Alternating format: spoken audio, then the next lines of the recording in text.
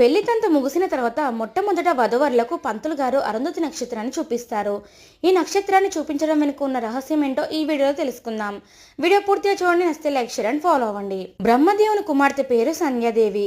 ఈమె వశిష్ఠ మహర్షి ఉపదేశంతో తన దేహాన్ని అగ్నికి ఆహుతి చేసుకుని ప్రాతः సాయంత్ర సంధ్యా వేళలో ఓ స్త్రీ రూపంగా మారింది. ఆ మహిళే అరుంధతి. ఈమె అందానికి ముగ్ధుడైన వశిష్ఠ మహర్షి పెళ్లి చేసుకోవాలని అనుకుంటాడు. తన చేతులలోని కమండలాన్ని అరుంధతికి ఇచ్చి తిరిగి వచ్చే వరకు ఎదురు చూడమని చెబుతాడు. ఇలా ఎన్నో ఏళ్ళు మహర్షి కోసం ఎదురు చూసిన ఆమె అతను వచ్చిన తర్వాత మహర్షిని పెళ్లి చేసుకుంటుంది. దీంతో ఆమె పుణ్యశ్రీగా పతివ్రతగా నక్షత్ర రూపంలో ఆకాశంలో వెలుగుతుంది. పెళ్లైన వరుడు వధువుకి ఈ నక్షత్రం చూపించడం వల్ల అరుంధతి అంత ఓపిక సహనంతో పాటు కొత్త జంట సంతోషంగా ఉంటారని, అలాగే వారి సంసారం సాఫీగా సాగుతుందని పురాణాలు చెబుతున్నాయి.